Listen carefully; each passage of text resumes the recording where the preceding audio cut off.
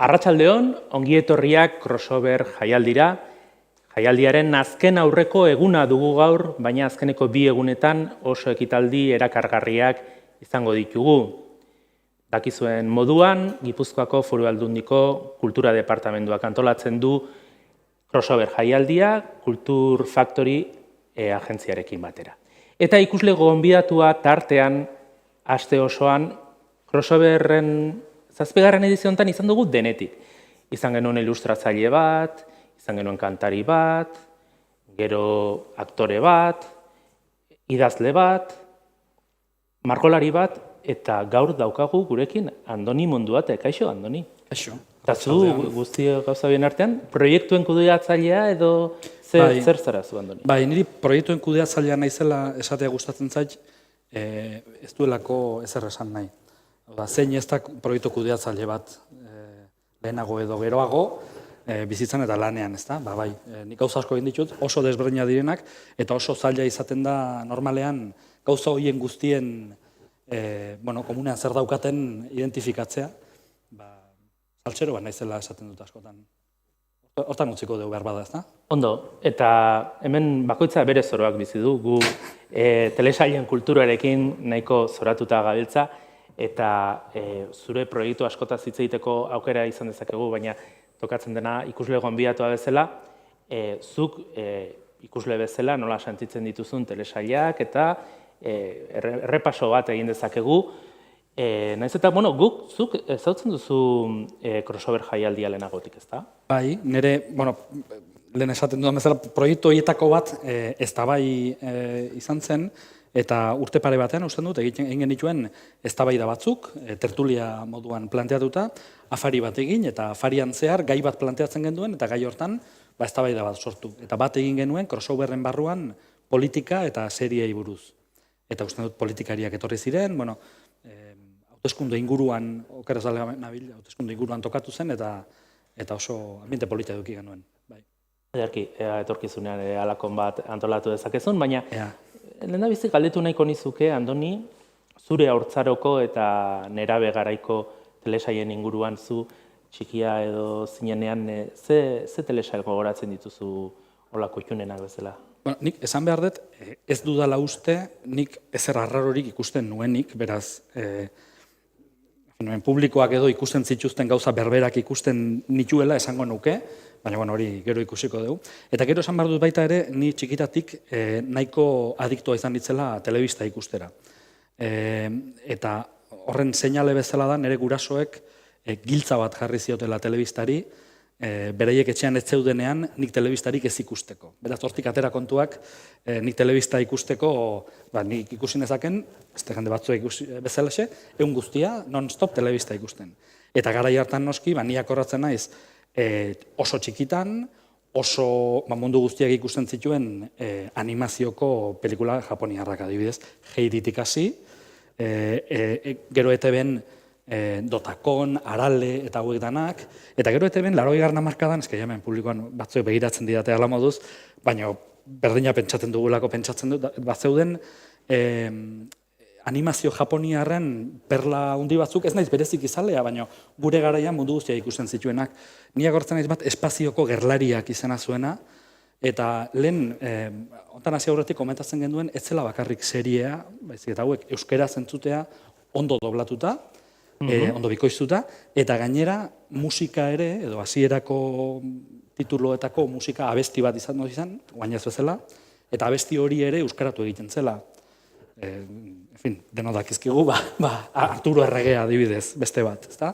Eta abesti horiek denak, garai hartako, 80. hamarkadako ume guztiek ikasi genituela, beraz, aurreneko pentsamentua datorki dana, serieak, animazioa ere serieak bezala hartuta, dira animazioko serie japoniar horiek euskaratuta eta euskarako abestiekin. Eta gero akordatzen naiz, eta hau kontatu hori dut, hau behar bada jende gehiena ez bezala, nik Star Trek ikusten nuela. Nik txikitan, 80. hamarkadako bukaeran edo 80. hamarkadako hasieran, Star Trek euskeraz ematen zen, ETB-en, eta orduan, nik dakizkit, Kirk kapitaina eta horlakoak, nik dakizkit euskeraz. Eta horrek trekien artean ere pedigri bat ematen dizu, esatea, zuek Klingonik zeingo duzu, baina nik Star Trek euskeraz ikusten nuen. Horrek beste kategori baten jartzen zaitu. Eta gero urten poderioz jarraitu duzu Star Treken unibersoan murgilduta edo utzi egin zenuen? Treki bezala identifikatu naiz, baina egia esan ez naiz, hola, izugarri sartzen den horietakoa, baina geroztik, bai, gero adibidez, atera zuten, hau ez da, barbada ere ETV-en atera zuten, Star Treken, guainen ez gorratuko, beste, bigarren, spin-off antzeko horietako batzuk atera zituzten, eta horiek ere jarraitu izan dituen, gero pelikulak ere atera ziren, eta horiek ere jarraitu izan ditut, baina ez naiz denbora librea nola uniformea jantzi eta hemen horrela eginez, eta hori Klingonik hasi zibiltzen denetakoa ez naiz. Hainbeste haino ez naiz altzen oandik ez. Ze ikusi izan dituzu beste mota bateko telesailak ere bai, eta gero pixka bat adinean aurrera eginala, gazte garaitan ere, etxatzen dute izango zenula ere, nolabait ere fijazioa telesail bereziren batean, ez? Zein adibidez gazte garaitan? A ber, urrongo memoria daukadana da, ja 80. hamarkadan bukaeran edo 80. hasieran zeuden sitcom eta antzekoak, eta hemen ladosen ematen zirenak, adibidez Frasier bat edo Seinfeld bera eta horrelako gauzak, hain naiz esaten, berriro diot, ni 80an jaioa naiz, beraz 80an edo inguru hortan jaiotako jende normalak gauza hau ikusiko zituen. Eta horrelako gauzak, eta garai hartako serieak, lehen esaten genuen, orain berriro ikusita, desberdin ikusten direla, eta ez bakarrik guzarragoa garelako, eta horregatik ere bai, baizik eta oain serie haiek ikusi ditzakegulako hasieratik bukaerara. Zatio, internetik ez zegoenean edo bideo on demand Netflix hauek ez zeudenean, asuntoa izaten zen, ladosen noiz ematen zituzten ere oso zaila zela egitea, eta egun batean Seinfeld ematen zuten, da horrengoan Frasier, eta esaten zen, baina hau ez nekien aldatu dute berriz, eta periodikoan nun batean jarriko zuten, hau aldatu egin dute, baina ez zegoen serie bat jarraitzeko erarik, horrelako serie klase hauek. Eta gero beste telesail mota bat ere oso gauean oso berando ematen zituzten. Lehen, zu komentatu duzu, adibidez, Doktoren Alaska. Sekula ez nintzen oso asko engantzatu serie hortara, baina hori ere gauean ordu txikitan ematen zuten, eta bideo bat edukiezkero, esan behar dut, ikusten ez nuen serie bat, eta nire adineko jende guztiak ikusten zuena, hau ere animaziokoa, eta da, Dragoi Bola. Eta gaina usten dut, marrazki egilea, edo oendala gutxi zendu zela, Dragoi Bolaren izan zen, gure belaunaldian dena arrasatu zuen, eta nik badauzkat lehen guzuak bat baino gehiago, VHS-en dana grabatuta daukatenak oraindik ere Dragoi Bola ETV-en ematen zuten bezala. Eta Dragoi Bolarekin pasatzen da, lehen esaten ditudan adibide horietan guztietan bezala, euskaratu egiten zirela oso ondo, bikoiztu egiten zirela oso ondo, eta gainera abestia bera ere, zeinek ez daki Dragoi Bolaren abiz, nik ere badakit, eta ez nuen ikusten. Orduan, jendea bat zegoela garaiatan, bideokasete hauek VHS handi horiek, oraindik ere badauzkana, bastakit 20-40 kasete, bideoak grabatuta serie hauenak, bestela ez zegoelako erarik berriro ikusteko edo fundamentuarekin jarraitzeko. Bikoiztutakoak aipatu dituzu, baina gero 80. hamarkadan ETBk ere barneko izpeneko telesail batzuk egiten hasi izan, hau da hau, bi eta bat, eta gero iagoen kale. Zuk horietatik 80. hamarkadan barneko izpeneko euskarazko ze telesail ikusi zen? A ber, nik usten dut oso insensiblea izan behar zinela garai hartan bi eta bat bezalako serie baten rekuerdo txarra edukitzeko. Bi eta bat zoragarria zen, da gaina kontuatzen bali mazara, bi eta bat ziren Ane Gabarain, Elena Irureta eta Jose Ramon Soroiz, eta gaur egun ikusten bali madezu edo zein euskal aktoreetan zein diren alde guztietan ateratzen dira Ane Gabarain, Elena Irureta eta Jose Ramon Soroiz, adibidez Patria grabatu zenean, beraiek hirurak zeuden, eta beste 1000 gauzetan ere beraiek hirurak zeuden. Ane Gabaraini goia bat eman diote. Eta duela gutxi Twitterren, ez dakit, Twitter ireki duen edo, Eneko Olasagasti zen bi eta baten zuzendarietako bat. Carlos Zabalarekin bat. Hori da. Eta, horiek biak ere ikusten duzu ze karrera egin duten, bi eta baten ondoren, gero egin zuen jaun da jabe. Bat gehiago, ez da, aktore berdinekin edo berdintxuekin, oso aktore onak eta bertakoak eta bartabar, oso produktu ona eginez, eta nik usten dut hori ikusi duen orok, rekuerdo politia dukiko duela serie horietan. Eta gero beraiek egin zuten baita ere, usten dut, edo, ez dakit, biek edo bietako matek, Martin bera ere bai, mi querido Klikowski ere bai, eta orduan gauza hauetan, nik uste dut, ez zaiela rekonozitu ere, gara nola pantailan ez diren ateratzen, egin zuten lana benetan produktu zoragarriak ateratzeko. Bai ETBek eta bai lantaldekoek. Mira, Jaun eta Jabe aipatu duzu, eta horrek ematen dit aukera beste zerbaiti buruz galdetzeko ze. Jaun eta Jaben protagonista lehendakari bazen, komedia bazen, baina uste dut badagola presidentekin lotutako besteren bat ere asko gustatzen zaizuna, baina ez Euskal Herrikoa, kanpokoa, baten bat, ezta? Bai, nik galdetzen badiazu eta galdetu diazuelen, nik ze serie aukeratuko nuke nire gustokoena bezala, nik aukeratuko nuke dudarik gabe, The West Wing edo El ala oeste de la Casa Blanca bezala itzuli zena erderara. Hau ere ladosen ematen zuten eta segi ezina zen, baina guain usten dut HBO-n dagoela, online ikusi nahi balin baduzu. Hainbat demoraldi izan ziren, ez? Oker ezanago 7, eta nik ikusiko nituen 7ak, bazakit, 6-8 aldiz igual. Eta zer zeukan telesai horrek hainbeste erakartzeko? Bueno, aztu baino lehenago esango dut, Jaun da Jabe, The West Wing baino zaharragoa dela. Hori, beraz, politika The West Wingek modan serietan jarriz baino lehenago, era hortan behintzet, Jaun da Jabeia hor zegoela aitzindari izan zela West Wing baino lehenago. Eta baita ere, esango dut, hau baino lehenago, 80. hamarkadako beste serie, hemen emititu ziren, garai hartan emititu ziren serien artean beste bat zela, bai ministroa izeneko bat, BBC-rena, Yes Minister, usten dela inglesez, eta adibidez Brexitaren garaian, oandara urte gutxi, serie hartako klip asko jarri dira, politikaren barruko tripaketa ikusteko zoragarria direnak, eta ikusten duzu serie hori gaur, eta ulertzen duzu Pedro Sánchezek zekatik idatzi duen eskutitza, ez dakiz zeinek koldo kasuaren ez dakiz zer, danak ulertzen dituzu hori bezalako serie bat ikusita. Eta guain West Wingera bueltatuz, nik uste dut West Wingek beste hauek ez bezala politikaz hitz egiten duela denori gustatuko litzaiguken politika da. Politika bezala. Oda, fikzioa da. Besteak bezala ze fikzioa. Estatu Batuetako presidentea? Estatu Batuetako presidentea. Bueno, imaginatu ze fikzioa dan, Estatu Batuetako presidente hau Jet Bartlett izeneko tipoa da, eta tipoak ekonomiaren Nobel saria dauka. Beraz, da, zientzia fikzioa dela esango genuke. Bera noski demokrata da, eta noski esaten dut, Aaron Sorkin oso uniberso hortakoa delako, baino, gaur egungo edozein demokrata, edo garai hartako, edozein demokratarekin konparatuz, da baita ere nahiko zientzia fikzioa.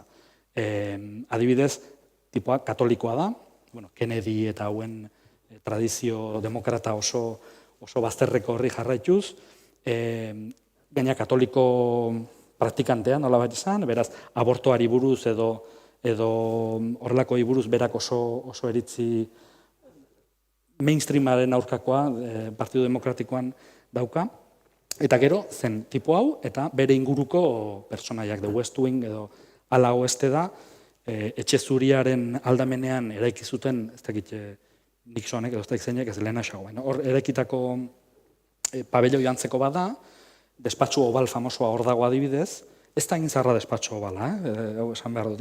Despatxu obala ez dago etxe zurian, baizik eta aldameneko gehitxutako erekin hontan dago, eta usten dut, egun urte bauko ditula, baldin badauzke. Eta horre hoten dia,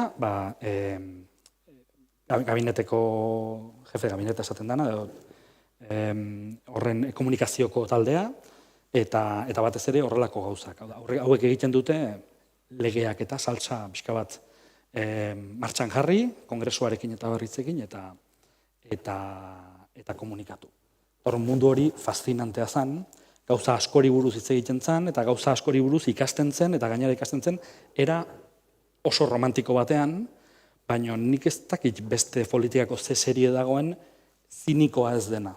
Hau da, zientzia fikzio romantizismo hortan erorita ere, ez dena pikutaragoatz, dena gezki dago, eta ez dago beste remediorik egin dezagun parre. Hau ez zen horrela.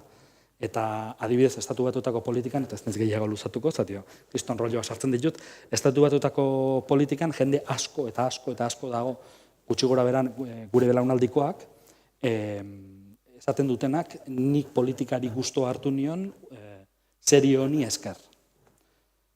Beraz, nahiko serie, impactu handia eduki zuena izan zen bere garaian, bai. Dut ez zarela bakarra, eta gero, badago solasaldi bat, politika eta fikzioa, izenburuakin Emilio Domenech eta Pedro Ballin arituko dira gaiaz, eta ea The West Wing ere aipatzen duten. Bai, esan beharko dugu, ez? Esan didate Pedro Ballini gustatzen zaiola The West Wing. Esan behar dut, The West Wingen barruan, azkeneko 2 temporadetan, badagoela, ia idazten duen hautagai errepublikar bat, ez demokrata, baizik da errepublikarra, eta hori ere, zientzia fikzioko hautagai bat dela. Hau da, bai errepublikarrek eta bai demokratek nahiko lukete, edo nik behintzat gustatuko litzaiake, bai bat eta bai bestea aurkeztea. Beraz, aber zer dioten fikzioaren eta errealitatearen arteko ezberdintasun horri buruz. Ikusiko dugu hori gero, baina aipatu duzu Aaron Sorkin, eta The West Wing telesaiaz aparte, Aaron Sorkinek ere egin ditu beste telesail batzuk, eta ez dakit aipatu ditzakezun bere Sorkinen gogoko beste telesail batzuk. Bai, Sorkin azteko, usten dut zetorrela A Few Good Men, Algunos Hombres Buenos, izan zen usten dut erderaz, izeneko pelikula nahiko famatu bat izan zen, Tom Cruise eta Jack Nicholsonen pelikula bat, mundu militarren eta bar, horren gioia egin zuen, eta usten dut Oscar bat irazi zuela, edo premioak irazi zituela horrekatik. Aaron Sorkin da gidoilaria. Gero egin zuen Sports Night izeneko serie bat, nik oso gutxi ezagutzen dudana, baina diotenez nahiko ondo dagoena, dana telebistako berrietako, kiroletako parteari buruz. Baita ere lantalde bati buruz. Aaron Sorkinen obsesioetako bat lantalde horiek die. Gero West Wing utzi egin zuen, berak ez zituen 7 temporada egin, aurreneko 3 edo 4 egin zituela, oso era famatuan, jendeak badaki, utzi egin zuela eta hortik aurrera seria asko aldatu zela, eta egin zuen beste serie bat, estudio, ez dakiz zer, naiz akoratzen nola zuen izena, eta hori ikusten dukat, baina hori kantzelatu egin zuten. Eta hori da, Saturday Night Live programaren, antzeko programa baten, berriro, lantalde baten egunerokoa. Eta gero egin zuen noski, nola zan, The Newsroom. Newsroom zan, bai, ez da? Bai, telebistako albistegitako aurkezlearena, ez da? Hori da. Bai, hori ikusi dauka, bai? Hori da. Eta hori ere, bombazo bat izan zen, nire ustez West Wing baino, nivel hortara ez da jatzen, eta zinismo puntu bat badauka serie honek West Wingek ez daukana. Hau da, oso katastrofista da teleberrien mundua edo horren inguruan, oso esperantza gutxi ematen duen serie bat da. Noski oso ondo idatzita, Sorkinek perfecto egiten dituenak die elkarrizketak edo dialogoak. Dira, mitikoak. Badau formato bat adibidez West Wingen famatu egin zena, Walk and Talk izena duena, eta zen protagonistak edo, estena hortan zeuden aktoreak, pasillo oso luze batean, oinez joaten zidenak, estedikan batekin grabatuta, bata bestearekin oso elkarrizketa azkar bat edukiz. Hori gaur egun pelikulatan eta serietan egiten denean, Walk and Talk izen hori, garai hartatik dator. Hortik dator. Eta azkeneko urteetan, zein da, hola, azken boladan, gehien gustatu zaizun? Ni, snob hutsa izan da, bi gauza esan behar ditut, batetik, gezurra badirudi ere, nire gurasoek telebistarik giltza jarrita gero, gaur egun telebistarik ez daukadala, hau da, badaukat pantalla bat, eta Netflix eta hauek ikusten ditut, baina ez daukat, ez dut telebista ikusten kateak eta bar. Orduan nik esaten dut, oso era esnobean, intelektuala naizela eta ez daukadala telebistarik, hoi oso mainstream dela. Eta beste aldetik baita ere, snob izatearen beste eragin bada, serie bat oso famatu bihurtzen balin bada, printzipioz nahiago dut ez ikustea. Bai, zetio da, zegatik ikusi behar dut nik mundu guztiak ikusten balin badu, eta orduan hortik ikusten ez ditudanak, ikusi ez ditudanak, adibidez die, Los Soprano, bai, badakit. Hoi pendiente daukat, hori igual ikusiko dut, Game of Thrones, hori txorrada bat iruditzen zait, ja, El Señor de los Anillos eta asunto hau dana fantasiazko mundu horitzat bat ere interesatzen, Game of Thrones ere bat ere ez, ez dakit zer gehiago, baina horrelako seriak ez dakit bat ere interesatzen. The Office ere ez dut ikusi. Eta badakit hori ikusi nahi dut, biak. Bai bersio britainiarra eta bai inglesa. Zein ikusi ditudan, de hecho, lista bat neukan ekarrita, baina ez dut aterako, zer bestela hemenengo gea bihar arte, baina jarretan euskan, aipatu ez ditudanak, asko gustatzen zait, Eskola Britainiarreko seriak, oain Netflixek limited series deitzen dienak. Oso hitz absurdoa erabiliz, esan ez bezala, dira serieak, hasten direnean, badakigunak noiz bukatuko diren. Eta hori ez da normala gaur egungo serien munduan. Zu hastentzea eta jendeak ikusten duen bitartean, benga egiten ditugu, eta txurroak egiteko makinari emango diogu, eta temporada bat gehiago, edo bi gehiago. Eta limited series horietatik gogoratzen naiz, 80. hamarkadako, adibidez, Brideshead Revisited bat Jeremy Ironsekin eta bar, Retorno a Brideshead izan zena, oso literaturan, literatura britainiarreko obra batean oinarritutakoa, eta horrelako gauza asko zeuden, eta horien artean baita ere Sherlock bera, egia da Sherlock etzela limitatua, ez da horrek ere jarraitzeko luzatu zen baita, baina Sherlockek gauza bat zeukan ona, eta zen gutxi gora bera, kapitulo bat hasieratik bukaerara, gutxi gora bera bukatu egiten zela. Gutxi gora, gero historia bat bazegoen beti egoten den bezala, baina behintzet kapitulo bat ikusi eta guztua gehatzen zinen. Etzan ez da ezer pasa, eta atorren astera arte naiz enteratuko zertaz di joan hau. Horren Sherlock bat, Broadchurch, Broadchurch izan daiteke, hori oso serio nahi iruditu izaidan, hain nola da neska hau, gero La Favoritagatik irazi zuena Oskarra, eta Olivia ez dakit zer. Bueno, nola? Olivia Colman, eta gizona da, zeakoa, Dr. Who egin zuena baita, eta izena beti aztu egiten zaidana baita. Bueno, Dr. Who bera baita ere, serie, Star Trek ikusita, Dr. Who ikustea normala da baita ere, frikien asuntoa da. Baina, hori, Broadchurch bezalako seriak, Britaniarrak gehiago IT Crowd edo, usten dut erderaz, los informáticos bezala, IT Crowd irutentzat, lo más de lo más, da, The Officeen umore antzekoa, baina formatu erabat diferentean, eta oso ona. Aktoreak ere ikeragarri onak dira. Zer gehiago? Horrelako molde hontako serieak asko gustatzen zaizkit, eta gutxi gora bera, esan ditudan erdi berrienak uste dut, igual 15 urte dauzkala, baina serie berriagoak, memoria oso txarra daukat, berriz aterako dut txuleta, baina, txuletismo. Behiratzen duzun bitartean, ongo naiz planteatzen azken galdera. Zu jun behiratzen? Ez, gauzatxo bat aipatu nahi dut, ustezu hemen egon jezke bihar arte. 80. hamarkadako ume izan ginenon serietan, eta ez dakit nola ahaztu zaidan. El Coche Fantástico, El Equipo A, MacGyver, eta MacGyverren anekdota izaten zen hasierako, introak izugarri luzeak izaten zien garai hartan. Oain introa soluzionatzen duzu, tutzen egin, kreditit bai ez dakiz zein, eta fiesta, baina garai hartan MacGyverrena izaten zen, kantu guztia, minutu terdi igual. Eta bukaeran, amaieran, azaltzen zen ofizina batean, no smoking jartzen zon kartel bat, ate batean, eta nik urteak eta urteak egin dituen pentsatuz, ate hortatik aurrera, smokina jantzita ezin zitzezkela sartu. Beridiko, hori da, benetakoa. Eta ETB-en zea hautakoa, gara hautakoa, bazegoen seri bat, Xanfarin eta Anderekin izenekoa, osea, gabiar, eta jartzen duten primeranen, jartzen duten hori. Eta emakume bionikoa. Emakume bionikoa, bai, noski. Lo más de lo más. Eta baita ere, trumoitxoriak, animazio, marionetak egindako Thunderbirds izena zuen, inglesez, haure zan izugarria. Eta esan ez ditu dena da, adibidez, Blackadder edo Suge Beltza eta bartabar. Seriak daude, atera du serie berriak ikusteko. Bitartean, esan bezala, joango naiz planteatzen. Beiratu Bai, azkenak. atera zaizkit, Joan behiratzen azkenak. Beiratu Bai, dituzu? bai. Bale, ez. Aipatu azkenak, Vale, eta gero azken galderen goiz. Bi aipatuko ditut.